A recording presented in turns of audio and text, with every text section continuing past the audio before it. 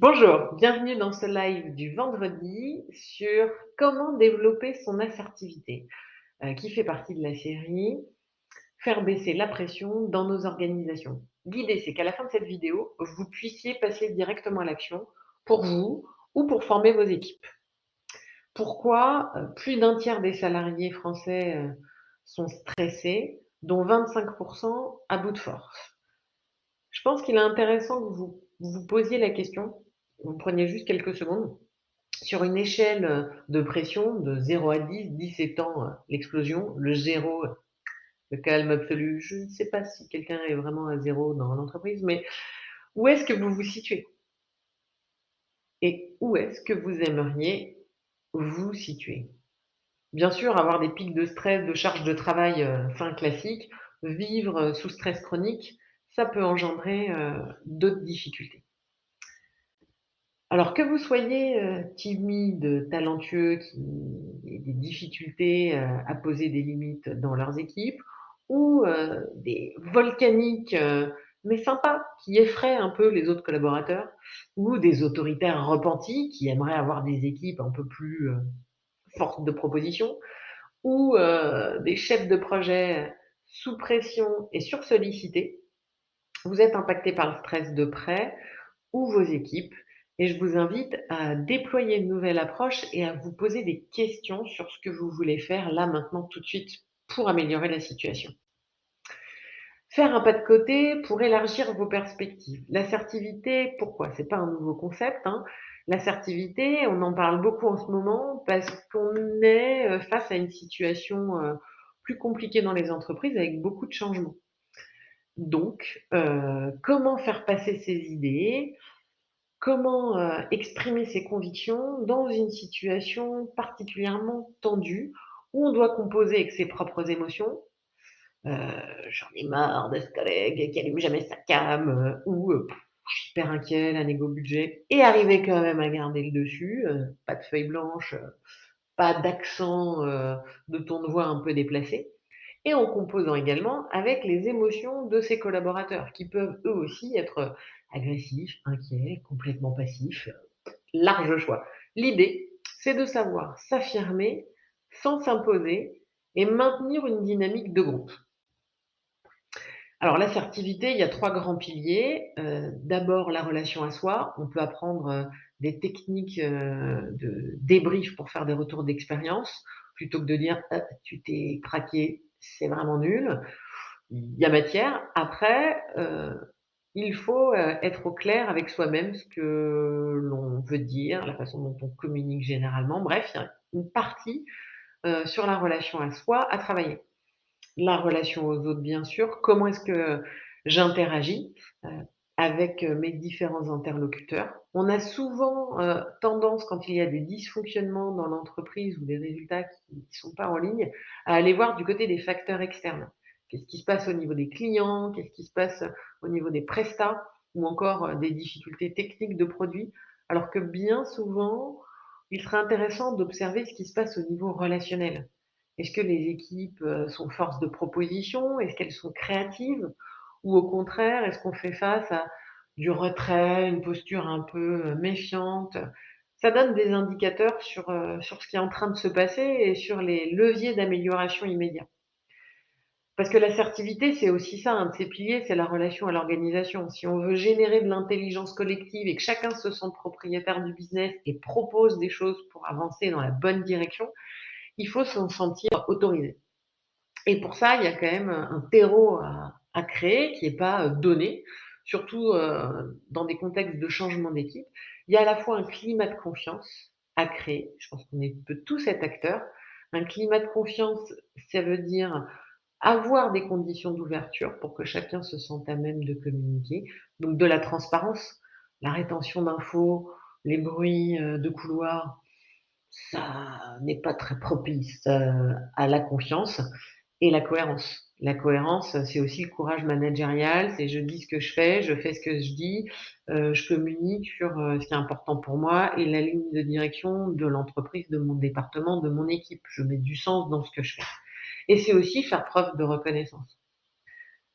Dans une situation tendue, c'est important de développer la motivation, de savoir donner, un retour positif et d'avoir une véritable écoute. C'est-à-dire je suis là, complètement focus sur ce que tu me dis et j'ai envie de faire avancer le schmilblick. D'aller sur de la confrontation positive, donc OK, on n'est pas d'accord, mais qu'est-ce qu'on peut faire? Comment, est-ce que tu peux m'expliquer? Ça demande de la pratique en termes de dialogue et de l'entraînement, mais ça s'apprend. Heu et c'est aussi prendre sa, responsabilité dans une discussion, dans une équipe. On peut pas imaginer, ce que pensent tous nos collègues, ou on n'est pas responsable de leurs émotions. En revanche, là où nous pouvons impacter, c'est sur ce que nous proposons dans ce dialogue et ça fait déjà toute la différence. Sauter dans le vide avec quelqu'un en qui on a moyennement confiance, ce qui peut s'apparenter à la grosse réunion de négo, mmh, je sais pas si on y va les yeux fermés, quoi. Et le premier truc, c'est, de, se poser sur soi. Si un mode relationnel ne vous convient pas, alors commencez par changer votre propre communication. Si quelque chose ne vous convient pas, bougez, vous n'êtes pas des arbres. Vraiment, il est possible de faire avancer les choses, et je vous propose un rappel sur 2 outils plutôt simples que vous pouvez aussi partager largement avec vos équipes. Faire un feedback, un retour d'expérience, c'est quand on a une intention claire de changement attendu. Ça veut dire que le message que l'on émet doit être clair. Pas de détours, des tentatives de manipulation parce qu'on n'ose pas vraiment. Non. Des faits neutres et clairs. Heu, les conséquences, exprimer la façon dont je me sens et pas tu m'énerves. Ce dont on a besoin tout de suite, l'action que l'on propose et on valide qu'il y a, que c'est finalement gagnant-gagnant. Cette trame, elle est utile d'avoir en tête quand on sent un peu l'énervement monter et je pense que c'est un bien d'avoir des repères, c'est à ça que servent, finalement ces outils et ces méthodes. Donc de toute façon, tu es la rebelle de l'équipe, tu as encore ta cam éteinte, franchement, tu bouges, tu la rallumes de suite. Bon, c'est pas nickel.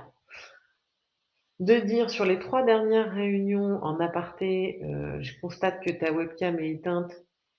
Du coup, c'est pas évident de parler à un mur noir. Je me sens plutôt seule dans mes visios.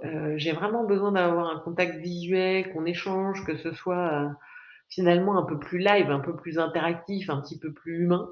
Je te propose, qu'on fasse le point. Peut-être c'est le créneau horaire qui te convient pas par rapport, à ta caméra et ta vie, chez toi. Je te propose que tu reviennes vers moi, demain avec, voilà, les conditions nécessaires pour toi, pour pouvoir, faire des réunions, webcam ouverte et ce sera, plus sympa pour nous 2. C'est un exemple que je viens de broder, il y a certainement mieux. Et il y a un autre point qui est, je m'oriente sur les nouvelles perspectives plutôt que de revenir sur les situations, limitantes.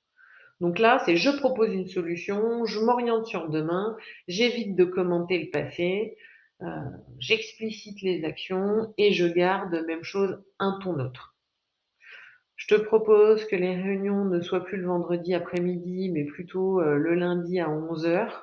Ça me paraît être un bon créneau. On a eu le temps de prendre connaissance de nos mails, on est posé. Pendant ce point, on fera, un petit bilan de 5 minutes sur, les actions, réalisées, les en cours, les à faire, sur un format Kanban simplifié.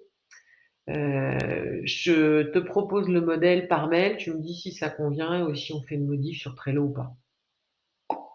Simple. Quelques conseils quand même. Heu, parler de l'acte, non de la personne. «Tu es une rebelle, tu m'énerves, tu es toujours un peu désorganisée», bof. Celui qui le reçoit n'a pas forcément votre sens de l'humour ou la même sensibilité.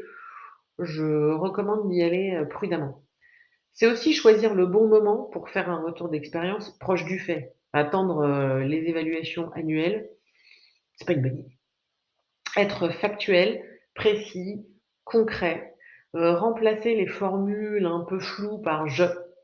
Reconnaissez aussi, la position de l'autre. Je comprends que tu émettes des doutes sur tel et tel sujet. Ça permet de se sentir un peu compris. Sinon, on va essayer de vous faire passer le message 50 fois. Donc reprendre les mots de son interlocuteur pour lui faire comprendre qu'on a bien écouté, bien entendu et qu'on va avancer ensemble vers une solution, c'est important. C'est important aussi de souligner le positif, de faire plusieurs propositions, plusieurs options.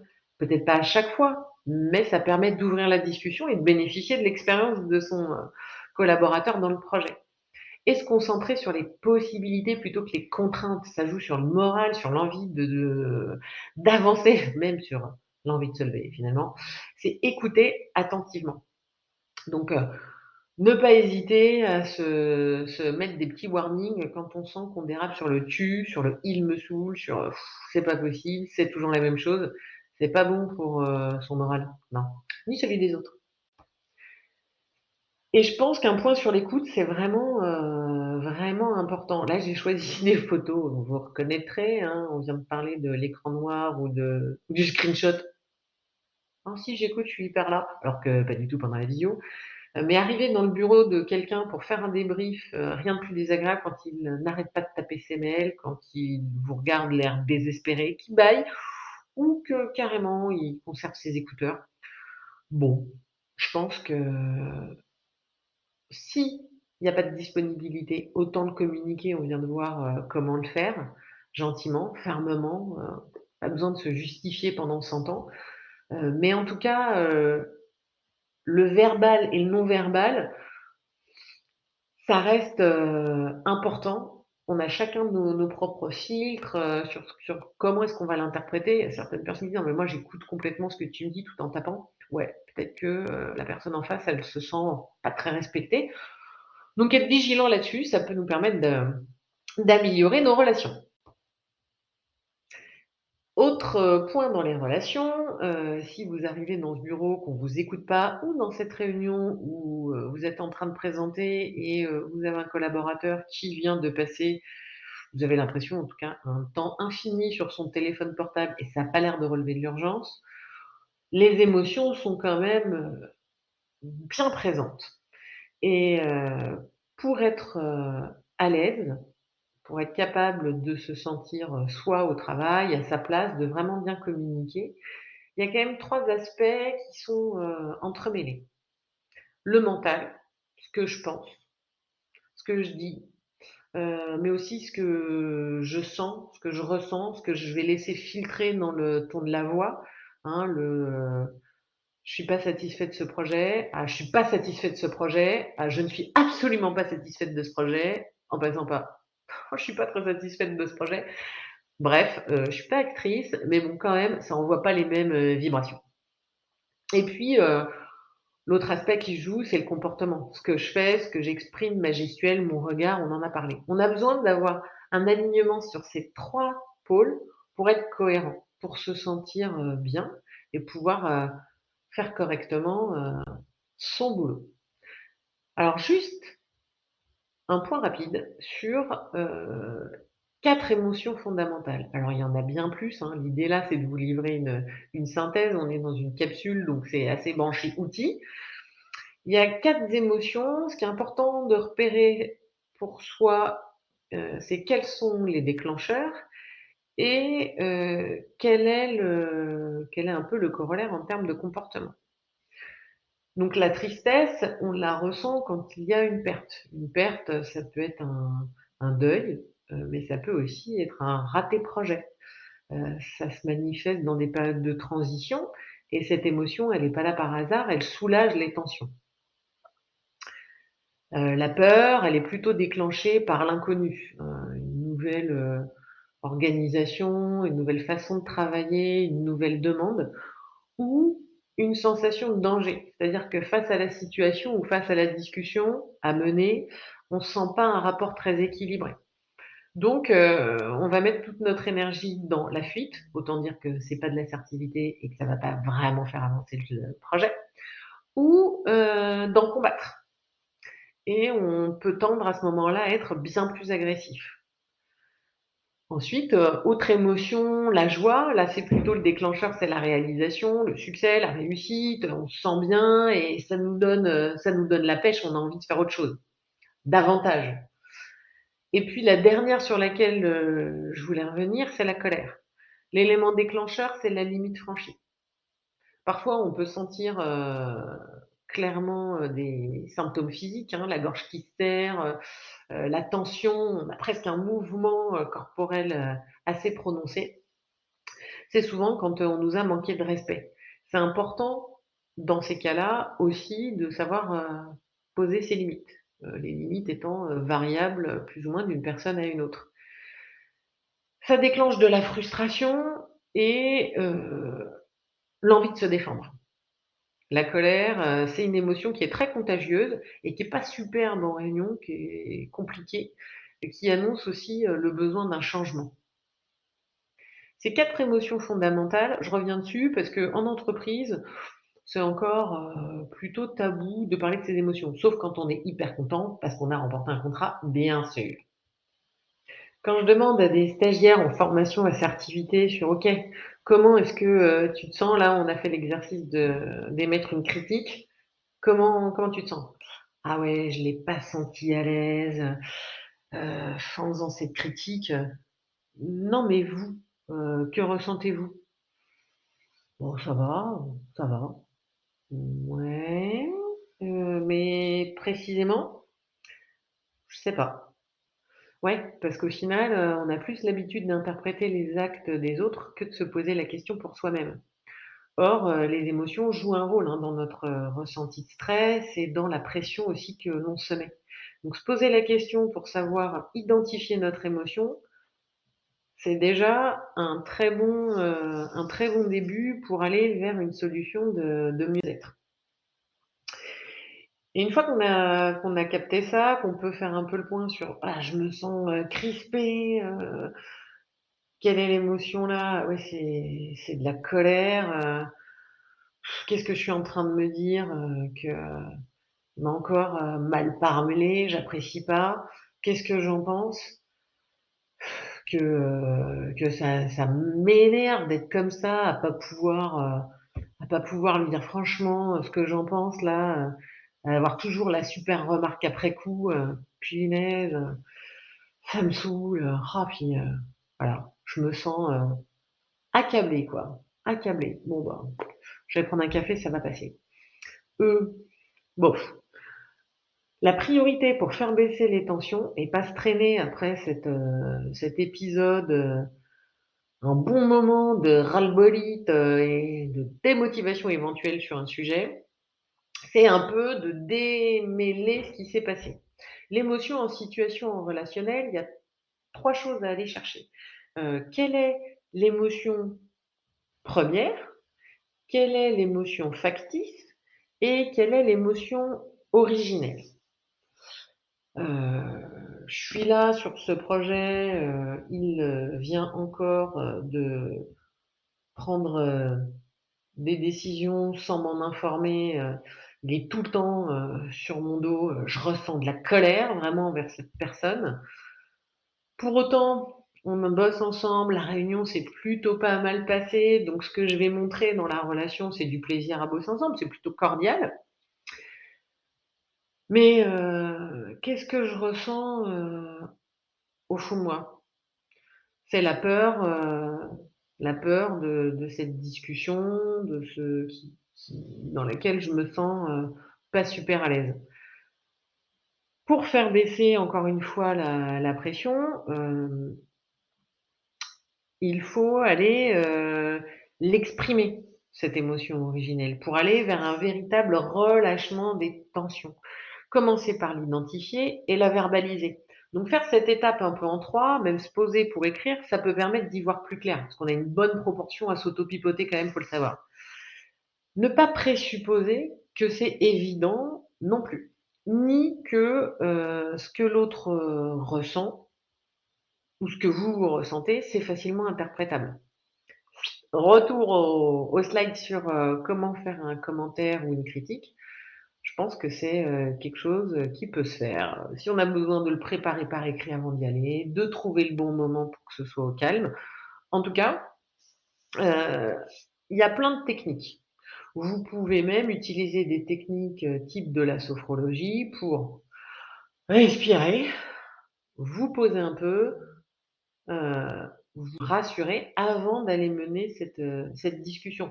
Quand on est stressé, on peut avoir la gorge un peu qui se noue ou, se sentir tremblotant. Donc, fermer les yeux, respirer un peu 4 secondes j'inspire, 4 secondes j'expire. Là, c'est plus de la cohérence cardiaque d'ailleurs, mais ça se fait dans un bureau, en open space, tranquillement. Bref, il y a plein d'outils sur lesquels on pourra revenir pour, se mettre en condition. L'autre point, on a parlé des émotions. Avant, on avait parlé un peu de ce que l'on disait, et là où je voulais revenir, c'est comment faire face à des comportements qui, nous mettent, en difficulté. Il y a plusieurs types de comportements. Pour synthétiser, on parle souvent de 3 grandes familles. Les passifs, les agressifs et les passifs agressifs ou manipulateurs. Ce que j'ai voulu souligner là, dans le slide, c'est un pavé descriptif, un pavé sur comment est-ce que vous pouvez dans vos équipes, entrer en relation avec ce profil si vous l'avez identifié, ou si vous vous sentez passif ou agressif, ce que vous pourriez mettre en place pour, changer, le mode relationnel et le rendre beaucoup plus, agréable, productif, constructif. Personne n'a envie de bosser dans des, relations, dégradées.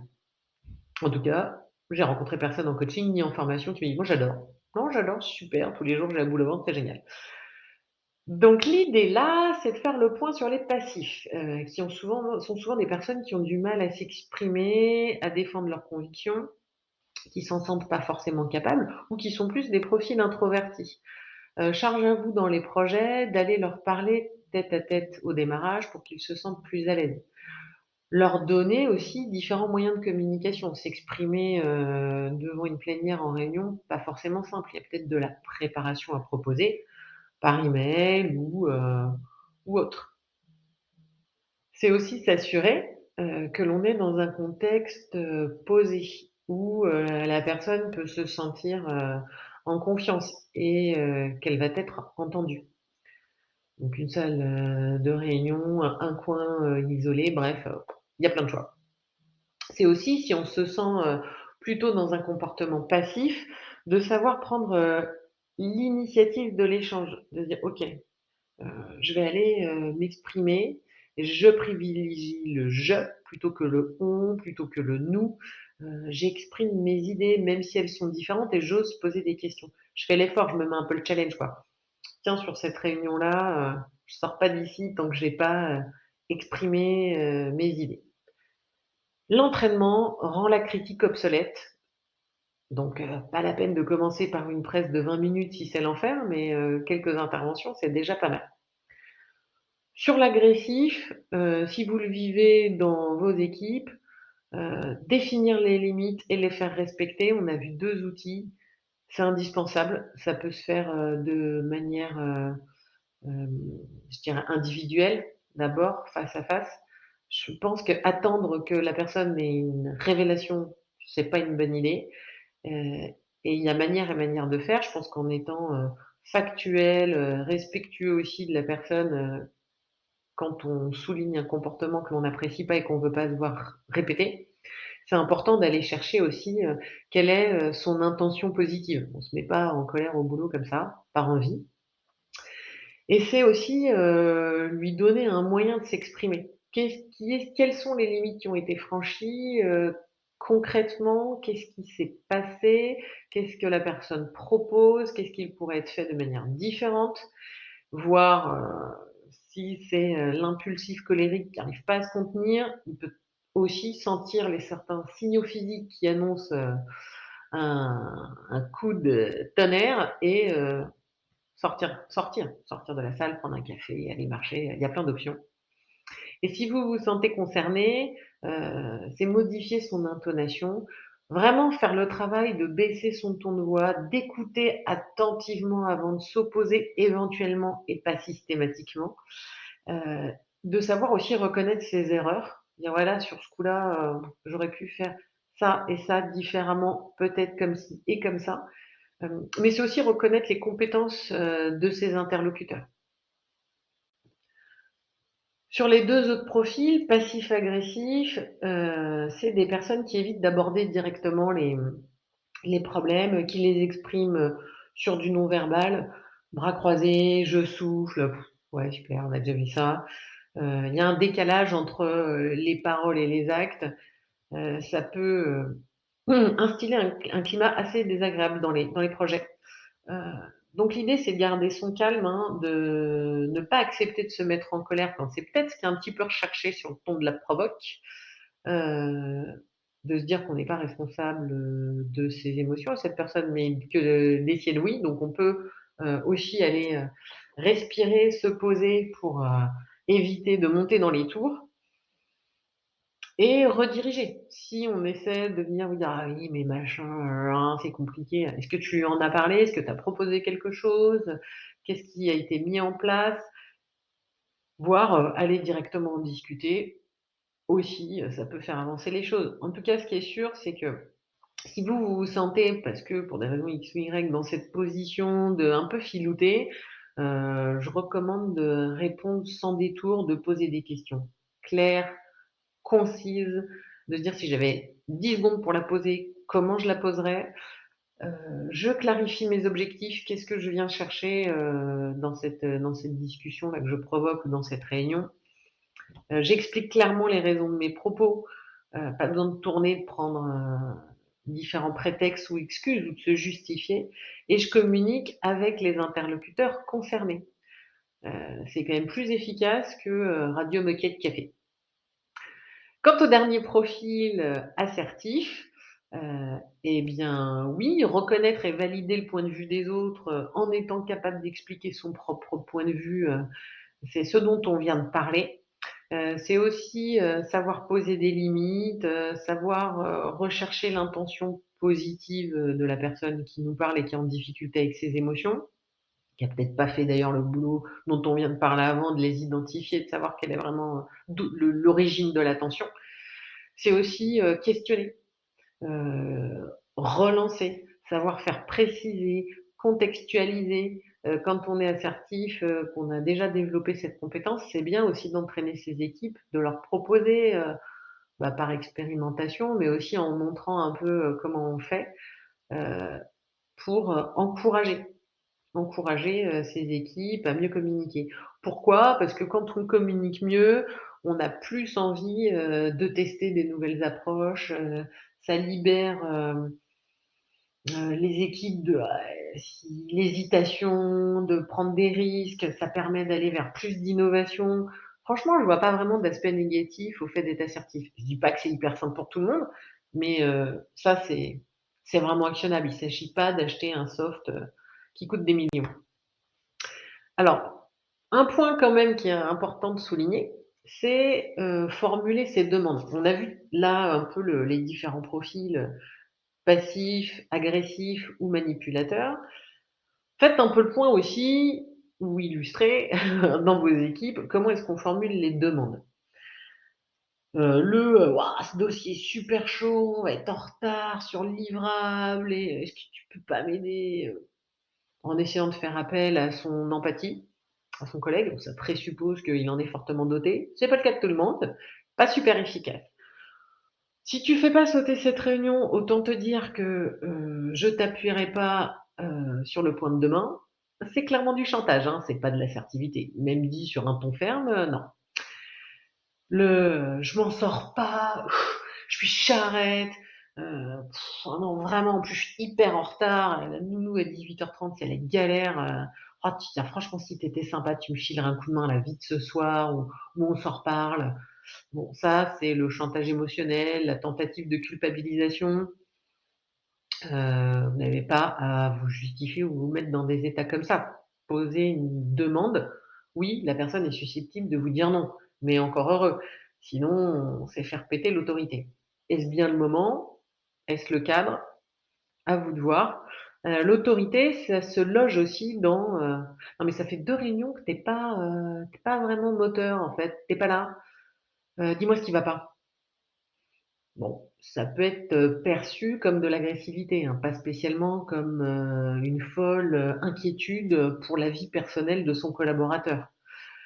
Donc c'est bien d'en prendre conscience, de qu'est-ce qui fait qu'on va un petit peu le louvoyer sur nos demandes et puis de se dire qu'en fait, si, on les voit venir en fait ces demandes pas hyper claires et que, bah, non, ça nous donne pas super envie d'y répondre positivement et ça nous, enjaille pas non plus. Donc faire le point et poser une question de manière, claire. «Écoute, je suis en retard sur ce dossier, est-ce que tu as, 2 heures demain pour m'aider dessus?» Sens-toi libre, de me dire oui ou non et vous agissez, en conséquence. Ça fait, sur les 2 dernières réunions, j'ai observé que tu avais l'air préoccupé. Est-ce que tu veux qu'on en parle? C'est quand même un peu moins agressif.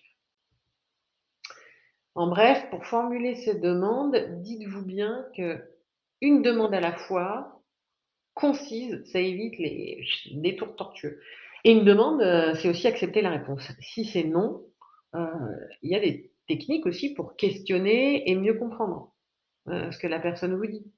Quand tu dis que tu as pas le temps, c'est-à-dire, qu'est-ce qui te freine? Qu'est-ce qu'on pourrait imaginer? Comment est-ce que l'on peut faire pour, avancer sur ce projet? Ça ferait l'objet d'une autre capsule, hein, pour le coup, sur les techniques de questionnement, parce qu'elles peuvent être ouvertes, fermées, ça peut être des relances, des reformulations, des synthèses. Vous avez libre choix pour faire avancer le sujet. Donc en bref, l'assertivité, c'est bien au-delà, de techniques de communication.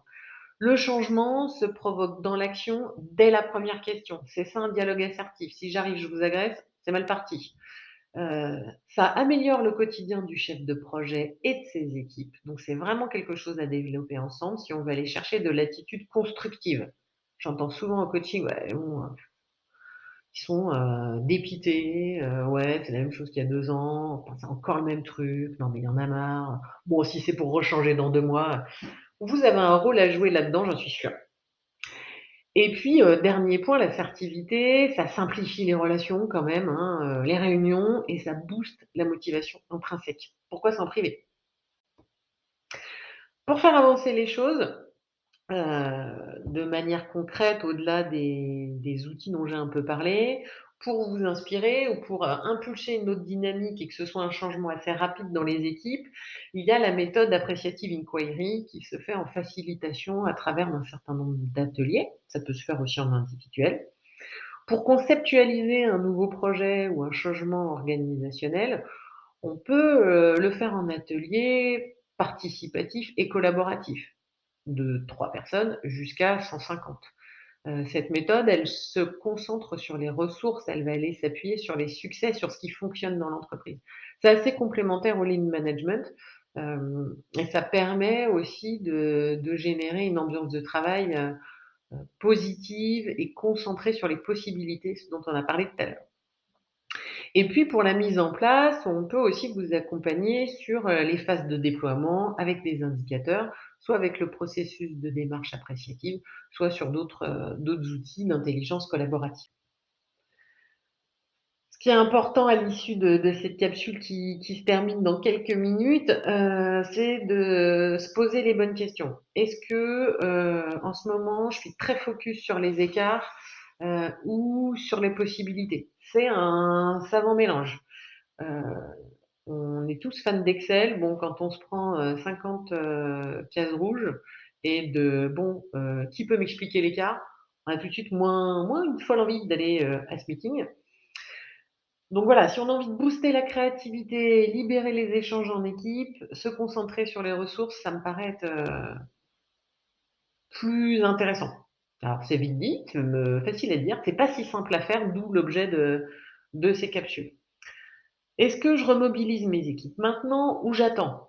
Souvent la demande c'est, il faut qu'on soit tous des communicants efficaces, on n'a pas le temps de prendre de temps, on a besoin d'être réactifs, faut trouver des solutions rapides, faut exécuter, exécuter, exécuter. Ouais, d'accord, mais il faut créer des conditions, le terreau pour le faire. Il faut prendre le temps d'installer ça, pour justement, en situation tendue, que ce soit, pas un souci pour avancer très vite. Sur le sujet d'accepter ses émotions ou les nier, se dire: «Non, non, mais je regarde pas le collaborateur qui a l'air mal à l'aise. Non, non, mais ça va passer, c'est son problème personnel ou moi, je me sens hyper mal, mais j'ai pas le temps là, je suis stressé, c'est normal, c'est mon job».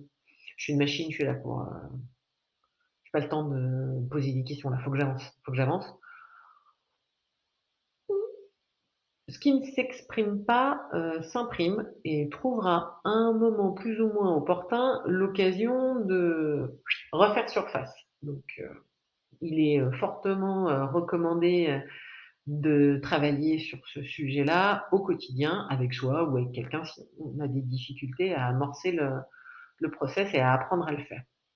En tout cas, pour développer une atmosphère de travail productive et constructive, il faut se poser la question de, est-ce que ma démarche actuelle, elle résout le problème? Ou est-ce que, j'ai un peu l'impression qu'on rame, on prend pas le temps et on fait un petit peu plus de la même chose et donc on obtient un petit peu plus du même résultat? Hem, Concrètement, il y a plusieurs choses qu'on peut mettre en place, hein. Il y a les outils dont on a parlé avant, qui sont simples. On peut aussi, heu avoir une, relation individuelle pour aider à monter en compétence sur l'assertivité. On peut alterner des outils, on a besoin de la formation en tant que fondamentale, hein, en point de repère, ce qu'on disait tout à l'heure, mais besoin d'aller l'expérimenter. Je peux très bien connaître, la méthode pour donner un feedback, mais jamais passer à l'action en fait, parce que, je m'en sens pas capable. C'est pas forcément évident d'aller s'exprimer sur ce sujet en équipe élargie, donc le coaching individuel est plus indiqué pour avoir des résultats plus rapides et que ce soit vraiment personnalisé. Donc c'est une selon les cas et puis une conjonction des 2. C'est analyser, sa pratique, c'est vous en tant que chef de projet, faire des retours à vos collaborateurs. Donc dans un premier temps, c'est vraiment passer à l'action. C'est pas attendre d'avoir confiance en soi, attendre de se sentir hyper bien pour le faire. La confiance, ça vient aussi dans l'action. Donc agir avec assertivité, c'est possible maintenant. La deuxième phase pour faire baisser, la pression dans son organisation et avec soi-même aussi, c'est savoir développer une certaine stabilité intérieure et aussi une ouverture pour, gérer son stress, celui de son équipe et traverser les obstacles sur lesquels il peut y avoir plusieurs, techniques, de communication, d'accompagnement sur, lever des croyances bloquantes de: «On a toujours fait comme ça, donc on n'y arrivera jamais». Il peut y avoir un travail donc plutôt axé sur, le cognitif, le comportement ou encore, les, émotions. Comment est-ce que j'apprends à me détendre, je comprends mieux les mécaniques du stress, donc je me culpabilise pas non-stop et je passe à l'action, par exemple. Et puis, ce sont ces premières étapes qui permettent de construire une collaboration générative. C'est-à-dire que là, on est vraiment, valeur ajoutée et ensemble, on produit un truc qu'on n'aurait jamais produit, les uns sans les autres. Ça, c'est vraiment quand on a un bon stade de maturité d'équipe et qu'on arrive à collaborer de manière hyper efficace. Un exemple sur l'équipe, rapide, la démarche, appréciative, c'est une démarche apprenante. C'est une méthodologie, concise, assez documentée, sur laquelle il y a différentes étapes que j'ai indiquées là.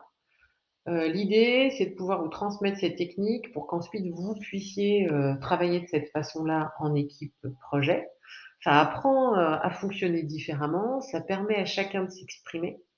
Ça permet aussi de, générer de l'engagement parce qu'on part de son selon la thématique retenue, mais on part sur une première piste qui se veut, positive. Déjà juste le fait de poser la définition et le contexte, c'est pas partir d'un écart.